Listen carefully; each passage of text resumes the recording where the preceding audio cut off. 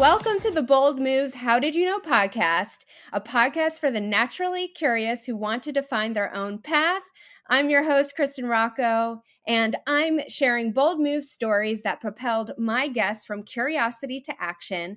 And in doing so, they've defined a path that is purposeful to them. Through these stories, I hope you'll be inspired to pursue your boldest dreams.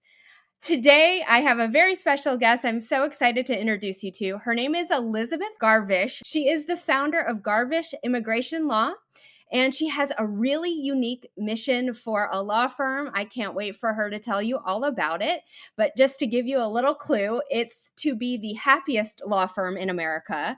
Garvish Immigration Law has been ranked as one of the best law firms by U.S. News and World Report since 2021. She's also a certified global speaker by the Entrepreneurs Organization, Global Speakers Academy, and a presenter on entrepreneurship and U.S. immigration topics around the world. Welcome to the show, Elizabeth. Thank you, Kristen. It's so great to be here. And I saw you start a podcast. I was like, I need to be on your podcast. I am so glad that you are. We met last year at a Wonder Woman dinner. Yeah, I was like, it wasn't last year. It was last year at a Wonder Woman dinner that you hosted. And I, quickly learned how, first of all, how freaking smart you are in business and entrepreneurship, and also how gracious you are with your expertise and advice for building a life and career you love. So you have made so many different bold moves in your life, not just in your career, and I'm excited to talk about that, but also on the personal side of things. So I'd really love to start a little bit with your unorthodox mission for your law firm, which, if you know anything about law or know any lawyers in your life, I think the words that would really come to mind are like stress, overwhelm, anxiety, working 80 hours a week. But you are really kind of on a mission to change all of that. Can you tell us a little bit about what sparked this idea for the happiest law firm in America?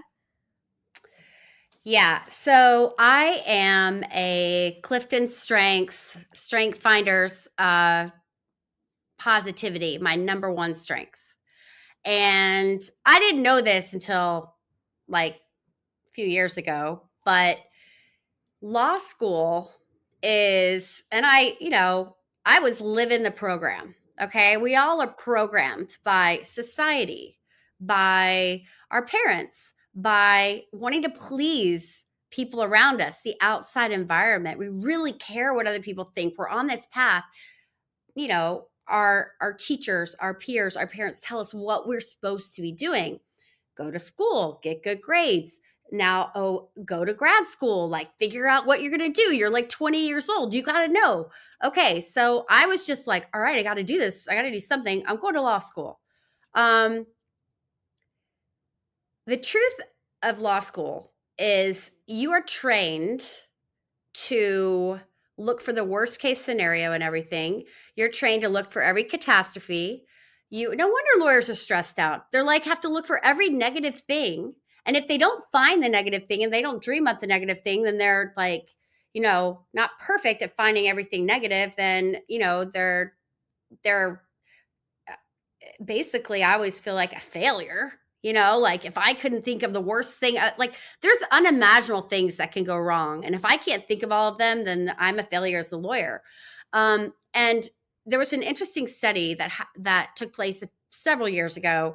And it was a Virginia law school. And they basically did personality tests with the class, the entering class. And, they classified two groups leaning towards like an optimistic personality, that's your strength, and leaning towards the pessimistic personality. And so, lo and behold, the pessimist made law review. The pessimist got better grades. The pessimist got jobs after school, the better jobs, and the pessimists are better lawyers. Now, for somebody like me, I'm an optimist. That's positivity is my strength. That's my natural ability. I was like, this law school sucks. I was like, what is going on here? And I got out of law school. Honestly, I'm smart. I'll make it through. But I was like, this feels really weird. I'm doing what I do. I'm analyzing kind of how I was feeling and what was going on. Now I do that all the time. But I was like, wow, I was kind of upset, depressed. I was like, what if I just don't know if I can do this. And that was the thoughts that went through my mind after I got out of law school. And, I just, now I'm like, gosh, no wonder. That was something totally against who I am. That is, I'm not, when and if you've ever done any of those tests that show your strengths, like, you know, you're like, aha, oh my gosh, that's so true. I hate doing those tasks because I'm not good at those tasks. They're not my natural ability. And so basically, I made it through law school, but it wasn't that fun. And I didn't feel at home in this. I wasn't like, this is the way I was meant to do this, but I was following that program. Remember that program?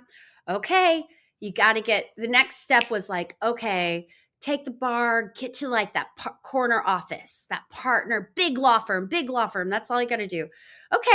Okay, I'll do that. I found my way roundabout where I was at a big labor employment law firm a few years later. And then I tell this story about I was doing really well, and it was like a small regional law firm, like it was like 7 or 8 offices, like a fairly big firm merged into a much bigger national firm. And so I had a new set of supervisors.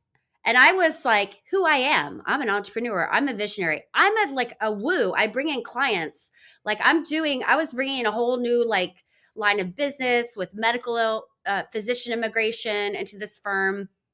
But I sat down for my annual review, and 3 minutes, I talk about this 3-minute suits, push this review across the table. And I'd always gotten really good reviews, and it was like the lowest scores you could ever get. Like if 5 was the highest, 1, I got 1s. And I saw these words on that paper. I have the review. I have it. You I was kept it like, for inspiration? oh, I just found it because we moved offices. So I was like, because I've got a lot. I've got young lawyers. I've got young women that work for me, going to law school. Like I want to share the story with them. But there were words like needs improvement. Uh, um, a lot of does not fit in, does not fit in, does not fit in. Was that a low point for you when you like after that night you went home and had chance to kind of let it all seep in? Like was this one of the lowest points of your career so far? Actually, now that I look back at it, I'm like, thank you, 3 Men in Suits, because I could still be at that law firm in a miserable place. And now, I mean, I was like, there's no way I could stay there. I was like, if this is, because I kept having these aha moments, and I was like, they said we have to like admire and aspire to be like these partners, but they're just horrible people, basically. Like, there's nothing to admire. I don't want to be these people. You couldn't find anything in Mm-mm. them that you wanted to emulate. There was like no role model at this level at all that you were excited to Yeah, keep following that this was path the to get there. program that Yeah. we'd been sold. This is where you Mhm. got to be. When you're there, Yeah. oh, that's it for you. Forget it. It was misery. And like so many other things that happened at that law firm, but I was like, all right, that's a bold move. Because they were like, just go back to your desk, keep working. I was like, heck no. And I was like, I've got to leave. And I'm taking all my cases with me. And so like, but it was like a moment of like, I guess mourning and grieving kind of what I thought, but opening up something new. And then as time went by, I mean, I had a few other things happen along the way, but I eventually made it to starting my own law firm. And I had to shed, I was walking this journey, honestly. And if people can get to where I'm at, like in their 20s, great, do it. But I was like hard to shed those ideas and how we've been trained and what we're supposed to be doing and the fear of like doing something different. But, eventually I got to this place of starting my own law firm, and I was doing entrepreneurial operating system. And this is like 10 years into it. But I remember also, like when I first started the law firm, I just remember my experience at the big law. A lot of unimportant things were made important, like what you wear. Like I, who am the fashion queen of the world, would get dress code violations. Um, like just a lot of crazy things were not that are not important in the grand scheme of the world were made important. And it's I was like, we're trying to change the world here, we're trying to do these things, but why are you guys so focused on what doesn't matter, you know? And I just was like, let me have a space where I can like at least enjoy my everyday life, be surrounded by people that I care about, that are my colleagues, and do this work. This is hard, tough work sometimes. And like take away that environment and that pressure.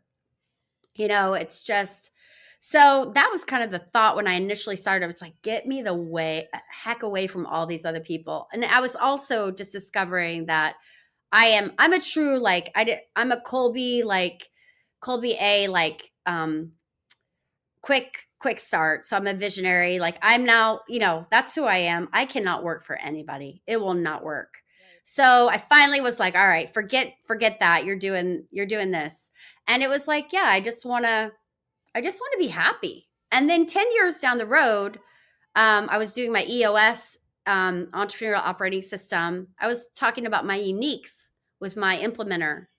And I was like, I think we're the happiest law firm in America. I just said that in my meeting. And I was like, that's what I want to be. And that's where that came from. I'm like, that sounds really funny. Like you say that and people are like, what? I was speaking in I was speaking at the International Bar Association in London. Another bold move because I had no idea what I was talking about, but a colleague was like, "Do you want to be on this panel?" It was like from all these people from all over the country, and I just had manifested another speaking engagement in Paris before that, so I'm like, "Well, I'll just come to London," and with all my kids and my mom, and I just shared that I'm creating the happiest law firm in America. And like, of course, someone in the audience was like, oh, in their English accent, that sounds very interesting. And I'm like, yeah, happy to share it with you, because I think a lot of leaders in law and a lot of people really are interested in maybe changing this space. There's still the old guard, believe me. But I think there's a lot of people that are recognizing but it's so hard to get out of that program. um, I've been working on deprogramming myself, letting go of that past. And, I've been doing a lot of work on that, but creating my future from the present. Everything you said was so amazing, and I've got like kind of as you're talking, I'm like codifying like what the process that you went through to get to where you are today. So I think what's really cool that you just validated, and I think we kind of all know but don't necessarily always feel, is that there's no such thing to an overnight success, and everybody goes through their own hardships and feels out of alignment at one point in time with what they're doing, right? And it's about being able to kind of collect information along the way and come to a greater understanding and knowing of yourself to then find your next zig to the place where you think you're getting more in alignment. It's kind of continuing to zigzag until you find what you're really meant to do. And I love the story. I think you were in Paris or maybe London, where that woman said, "What does that mean? The happiest law firm in America?" Because I think when you put out your belief into the world, you're going to find those people who love that and want to and believe that too.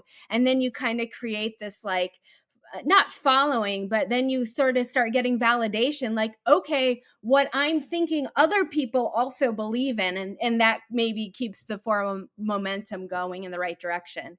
And then the one last thing I heard, which I, through this podcast, have become a firm believer in, it's that you found someone when you were getting started on your entrepreneurial journey to help you in that process, to coach you through how to you know, bring your own vision to life. And I think it Yeah, sounds it like took that a was little also an important while part of the puzzle. to realize that I am an entrepreneur. I am a visionary, because I was like, I'm a lawyer. I'm just doing the technical stuff, but that's not my biggest strength. So it took really like figuring, and I had to have a couple babies before I was like very focused on that. So I was just doing I wasn't like, oh, I'm going to grow this firm and I'm going to change the world. But that kind of came along later. But, um, but yeah, I feel like once I found Entrepreneurs Organization, that has changed a lot for me. I'm a different person. I mean, I've gone through this change of like, I don't operate from fear anymore. I mean, I as I told you, I was like, I watch myself from like above, like I'm a little angel, my little angel on the shoulder. How did you feel about that? What thought created that feeling? And how could I change that to move forward in a better way? And when I see, but I also, now I'm so hyper aware of myself. I'm hyper aware of people in front of me. I do a lot of consultations. Clients show up with so much fear, and I see it and I'm like, that's not a good place to be, because you're not going to be creating there, you know? And so just changing, like, I mean, basically, I think we have to sometimes overcome something about ourselves, like our brain and our body, to go to walk into a new life that we're supposed to have. And there may be this metamorphosis that we're going to have, like, over and over and over again.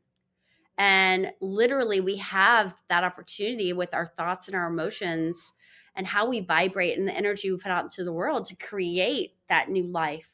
If we want that, if we can do it. And I've learned that through, I'm deep into meditation practice. I follow Joe Dispenza. I'm like, I love him. And it's been an amazing experience, just and lots of other people. I'm like, it all goes together. His is very science based. How does our body work? How does physics work? And then when you're like, wow, okay, that makes a lot of sense. And then you feel like, wow, I'm creating miracles, I'm creating change, like, because I'm thinking it and I'm feeling it. Changing the way you think helps create the action that you need to keep moving forward and create the life you want. What do you do? Sorry, go ahead. Yeah, our thoughts create our life.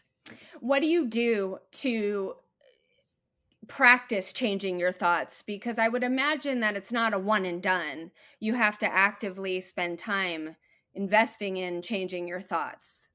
So I just did this corporate training that Joe Dispenza has. So it's very, like, if you go to the retreats where you're meditating, I mean, it's out there. It's amazing though. We meditate every night. Like the boys and we meditate every night. Like I meditate like pretty much every day. And I can change my energy. If I change my energy, I'm changing my life, as Joe Dispenza says. But he gave us some tools. There's like a breath tool, but the one that I really liked in this training was, if you have a thought, that's why you have to be very self-aware. A lot of times we are in fight, flight, or freeze. We are walking through the world in a reactive mode. Nothing can be created. That's called high beta, if you talk about brain waves. And our thoughts and our emotions create that, and they signal, like, let's get the adrenaline going. Let's, like, the body's on high alert. That's not a way to be creating. But if you have a thought that's whatever it is, a negative thought or something not productive, you can change and reframe that thought. So just like the exercise there is like, what's your thought? Is that a productive thought or whatever? If not, change. And so I made a deal with my kids. I was like, and we do it in Spanish, cambio. Like, if that's not a thought, oh, so and so doesn't like me, change. Like, how do you reframe that? I love me. I'm so popular in my class, or whatever it is. You change that thought, because that thought becomes your reality. This is a really good place to kind of shift from, professional and all of the great things that you've been able to do because of your ability to take bold moves, recognize, kind of what's off, and then just keep moving in the direction that is your path. You've done this on the same side, in the same way on the like your personal life side, right? And I'm really excited to talk about this with you, Elizabeth, because we've I've had a lot of guests on the podcast so far, and we've been talking a lot about career and bold moves from that perspective. But you bring something unique to this conversation, which is that you have had two sets of twins by yourself as a single mom. And I would love for you to talk more about that experience for you and what led you to that decision, because it is a bold move to raise four children by yourself and be able to manifest this in your life. And I know you love it so much. So I'd love to just hear more about that side of your story. Yeah, I mean that is the true like reason for me. I'll get choked up, but that's the reason I'm on this earth. And wouldn't it have been so sad to miss out on my true purpose because I was trying to please someone else and it wasn't appropriate to have a baby without being married, or you're too old, or you're this or that, or you're not following like what you should do, or I'm going to disown you because you did that, or whatever. Wouldn't that have been sad to miss out on your like true purpose in life? The like probably the greatest happiness you could ever have. Imagine if you're like, hey, you know, you have an opportunity to like have joy 24 hours a day and float through gratitude for the rest of your life. But it's kind of like taboo, or it's not, no one really does it. Would you do it? I mean, a lot of people don't. I hear a lot more people say, a lot more women say to me, I've never heard one say to me, gosh, I wish I didn't have those kids.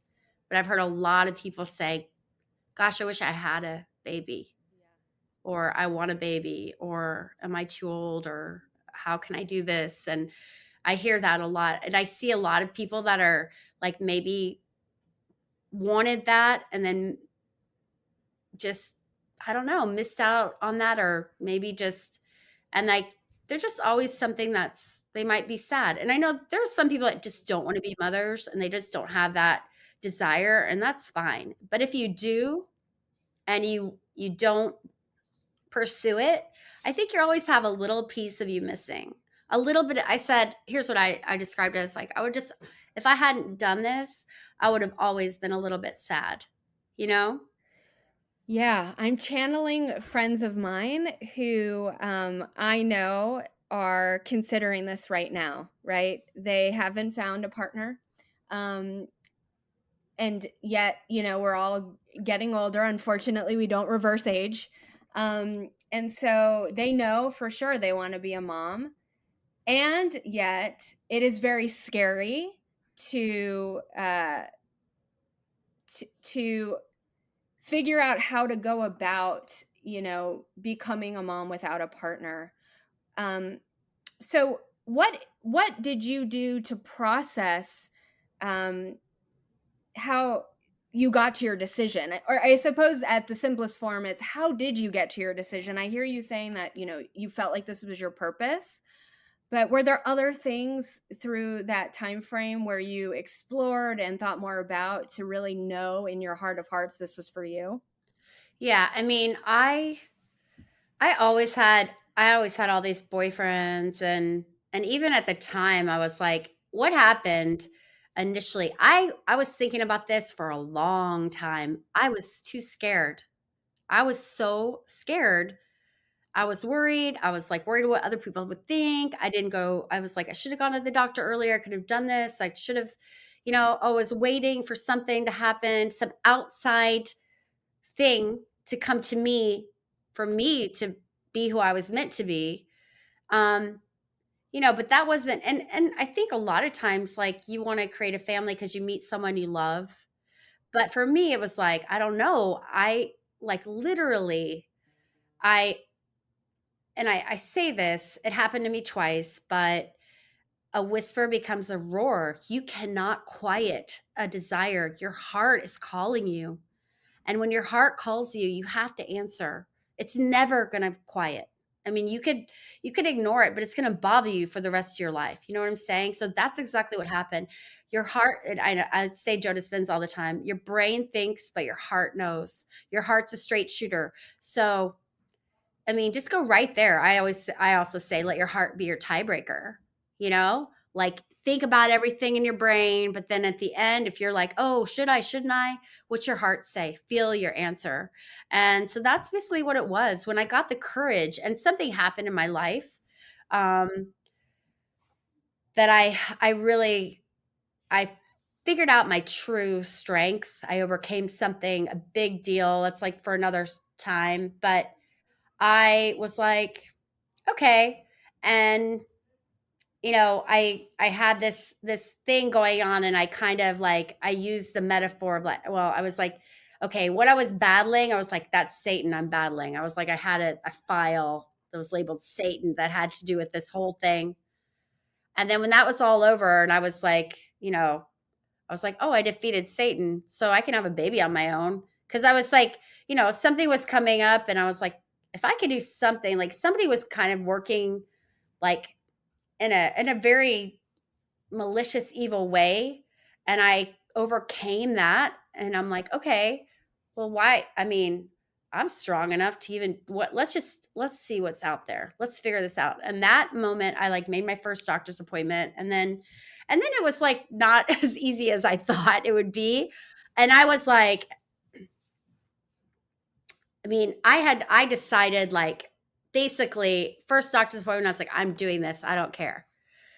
And we're moving forward, but had no idea. And then it was like 3 years, 2.5 years maybe, of like figuring things out, and now I could share with a lot of people like everything, but just figuring out, but alone. I mean, I was still kind of in that old programming. So I was a different person, but I knew I had to follow my heart. And yeah, I mean, so eventually, um, it got to the point of like, you know, my experience was I had like a lot of failures with the boys, and I had like 3 IVF. Like, I got pregnant the first one, I lost, and then had chemical pregnancy. I had, which in IVF it happens, but I went to a specialist, like, and I did something and came back, and then it worked. But I had to stop. The doctor was like, "Oh, just do it again." And I was like, "No, I'm going to look into this a little bit deeper." And then I got the boys, and but it took me a long time, and like just understanding. And I prayed a lot. Like, I was at the Catholic Church. Like, I prayed and prayed and prayed, but I was asking for like the wrong thing to create the boys, like, I think at a certain point it clicked in my head, but I was almost like, let me handle it if it doesn't go okay. What? I shouldn't. That's not I should be saying, I'm 100% sure I'm meant to be a mom. I will do whatever it takes to get to that point. And but when it was, when I knew, like, when it happened, I think going through failures, you know you really know what you want. When you may not get something, you really want it. And there are those moments of just, you're on your knees, like, what the heck, It's just, I mean, I tell that story a lot, because I was like, when I tell people now, I'm like, yeah, I have 4 kids. What? But you know what? 10 years ago, there was a moment I thought maybe I wouldn't be a mom. And what did I just create for myself? This is the most amazing miracle. This is the most amazing thing. And you know what? I did it. I did it. No one else. You know what I mean? So I'm like, I get this joy. And yeah, along the way, I almost got married and I called that off and, but I was still like, and then immediately after I had the boys, um, I was like, I carried the boys, had a C-section, did all that. And, um, I was like, "Oh, I'm supposed to have another baby." That's like the thought going through my head. Yeah, and I was like, "This postpartum is crazy." I was like, "This must be like I'm having psychosis or something. I'm supposed to have another baby right now. This is I just got 2. I don't know what to do with." But that feeling in my heart didn't go away. And like it was almost, the boys are 7. So I decided one day I just could not, I just kept thinking about it and thinking about it. I'm supposed to have a little girl, you know? And then I tested the embryos. They're all girls. I had 4 embryos left. I was like, they're all girls. And they were, yeah. And I was like, oh my gosh. And so many things had to happen, like including the failed like relationship and all of that. And like, um, and then, with the second set, I got a surrogate. My doc, as you get older, okay, I was like, what if something happened? I had a little tiny little thing with the boys. I was like, I had a little bit of bleeding and a hemorrhaging, and that resolved. But what if it happened again? What if I wasn't here for the boys? Okay, let's do the surrogate. And then the pandemic and getting matched with the surrogate. Um, and then just being like, okay, this is going to work. Like the first time we tried the embryos, one embryo, one little baby, it seemed like I got matched after almost a year of waiting, and with my surrogate Brooklyn, and she's an amazing person, and like it seemed like the universe was just coming together to make this happen for me. And I told a lot of people, I was like, this is happening. And I thought the collective energy, I was very quiet with the boys at the end. Like I surprised everybody. Um, they'd already given up on me, but I was like, no. And we got pregnant immediately, and then there was no heartbeat beat at the first ultrasound. So, oh my God, my whole like, I was like, wait a minute, this is supposed to.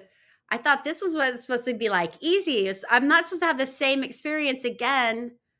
And then some more complications and wait times and wait, and then another miscarriage.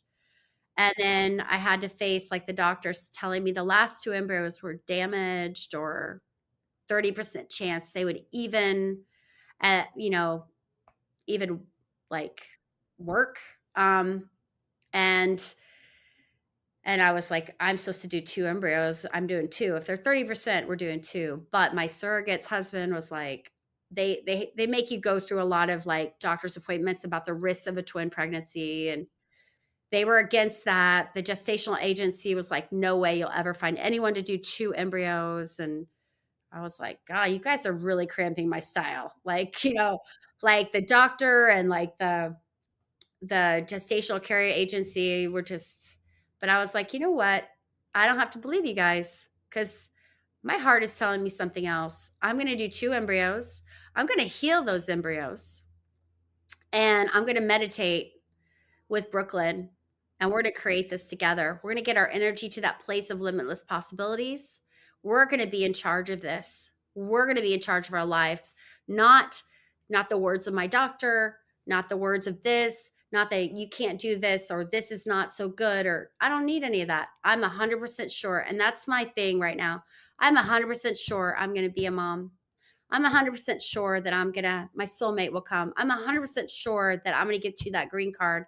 um that certainty, and like never allowing a negative thought like go into my head. But I also was like, I'm going to create this in this way. I'm going to get a healing done on the embryos. How do I do a healing? I don't know. I was doing this meditation work, and they were healing people. They were like loving people into life and doing this energy work. And I met this person, I met that person, and like they're like, okay, like the head of like the research based Joe Dispenza work was like, hey, Elizabeth, can you do a healing with Brooklyn on Sunday at 3? I was like, yeah. Like the next day, like her husband came home and was like, just do two. It's fine. It's your body. And then we'd already started doing our meditation practice. And before the embryo transfer, like the last embryo transfer, that's all I had. That was it. Nothing else. I'm done. So final. Um, to get the sisters or the boys. And um, we did this amazing meditation together. I was like, she's open to that. And like, and so we just changed our energy together. We walked into our new life together, and we went to the embryo transfer, and the embryologist was like, and the doctor was like, oh, well, these survived thawing. Like, it was a surprise. I was like, well, I thought to myself, I was like, well, we're doing stuff on the outs, we're doing something else. And then pretty much I didn't allow a negative thought to come into my mind. Believe me, I was like, every stake is here. This is it. I mean, like, this is it. Like, I don't even know. How do I even live my life? Like, this is crazy, but I was like, you know what? It's happening. Everything, it's happening. And I didn't allow any worries to go into my mind. I just like, I was constantly just like flooding my brain with positive thoughts. Like, if something came in that was like a negative or a worry, or like, I had to get it out and replace it with a positive thought.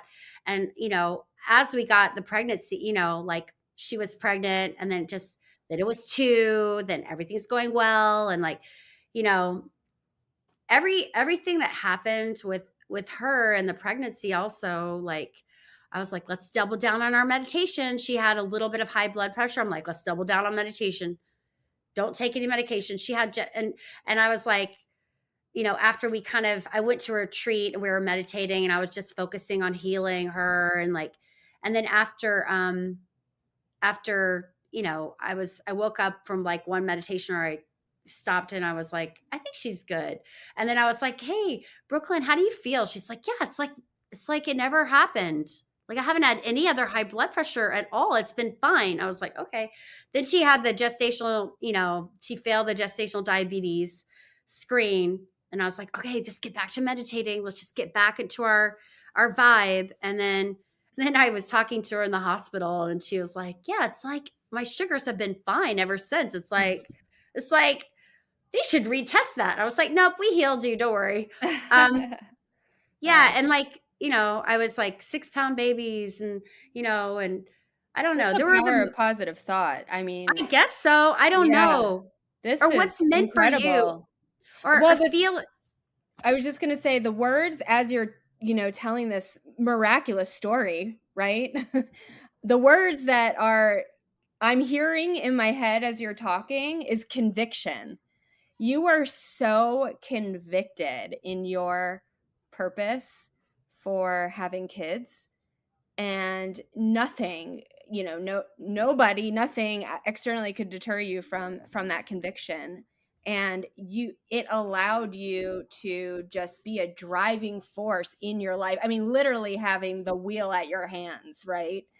And bringing the universe together with you and creating these miracles that you have.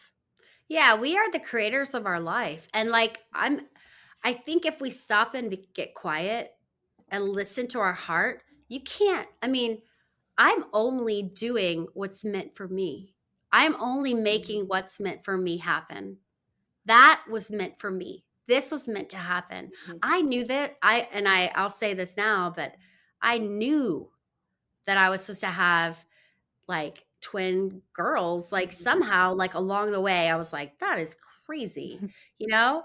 And like, there's one day I got like 4 double yolks in a row from the eggs. Like, have you ever gotten the double Oh, yolk? I was yes, I like, have. Yes. oh, yeah. And I just knew. I was like, I just knew this was meant for me. Like, it was supposed to happen. And I think a lot of times, if what's meant for us, like what's our destiny, or what, we're creating as well, like like the highest, most amplified version of yourself, Mm. like if that's meant, we maybe can stay small, but do we want to just go as big as we can? And I actually, like, I was doing a lot of manifesting, and I had a coach and a group that I worked with, and through EO, and yeah, I wrote down the exact thing that happened in my manifestation Google Doc, but I like went back and I read it and I wrote it down like when I was at the point of like literally like I was at kind of a bottom moment, but I let my refractory period stay short. I Mhm, was gonna let I was gonna stay at rock bottom with those feelings. mhm, I was gonna start acting to create and literally also be in this. I love what Joe Dispenza how he says this, but the it's a sweet spot of the generous present moment. The generous present moment. If I'm here, like I'm looking right at you and we're connecting, that is where I'm creating. The generous present moment is going to give you your future. So when I stay there, not living in the past, oh, you always failed. You're going to fail again. Oh, well, this is my experience. It's hard to do this, you know? You know what? It can be easy. I'm going to stay here and create. I don't need to be in my past. That's gone. And like staying really focused in the present moment, it's hard because the present moment is unknown. We want the comfort of our past. We want the certainty. But if you're okay with the fear and uncertainty, this is what I tell my clients. I'm like, okay, this process is going to be super uncomfortable. It's going to be uncertain. If you're okay with that, I'll get you there. But you got to be okay. If we're going to create something amazing, we've got to be okay with this and be here, not living in the past, not my. mm. That's really great advice. And you've already said so many amazing things about what it means to be bold that I almost hesitate to ask you my final question. But because I ask all guests, I'm going to ask you too. What do you know about being bold today that you wish you would have known earlier on? Um, I mean, I feel like I operated out of fear Hmm. for much of my life, but I knew I had it in me. Like when I listened to my heart throughout my life and I knew what was meant for me, like I had to make some bold moves. Like my parents, like when I was a kid, like we moved to this small town in Texas and I was like, I can't go to school here. This is not for me. And I was like, you got to send me to boarding school or I got to go to a private school, a college preparatory school, Hmm. mom. And I ended up making that bold move like and Hmm. I was scared before but like as I look back there was not a choice. So I think sometimes for what we want, I mean it's just look inside, look and feel. I always say feel your answer. Your heart knows everything you're supposed to do. Like I don't even have to. I'm just like, what's next? What's next? What's next? Oh yeah, I'm gonna write a book. Like I'm gonna do. I don't know. The happiest law firm. That just came out of my head. Who knows? Like, that's what I've been doing all Yeah. along. I didn't have a name for it, Yeah. but I gotta, this feels right. So, how does it feel? Not what mom thinks is right or what, the boss Uh-huh. thinks is right. What do you think is right? Because if you do what's right for you, I mean, you're gonna feel it's there's not gonna be work. It's gonna feel amazing. You're just gonna like you're gonna and as I say, like you're gonna float through the world, whether it be in gratitude or happiness, Mhm. contentment, like satisfaction. I mean, who wouldn't want to like be doing things that are meant for you? Absolutely. I appreciate you joining me, Elizabeth. This has been so fun, and you have just dropped knowledge bomb after knowledge bomb after knowledge bomb.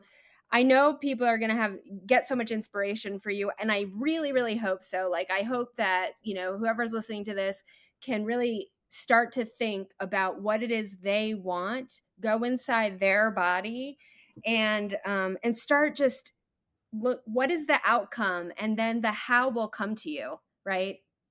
So thank you again so much for being here. For everyone else, make sure to subscribe to this podcast so you never miss another one. And thank you again so much, Elizabeth. It has been so fun.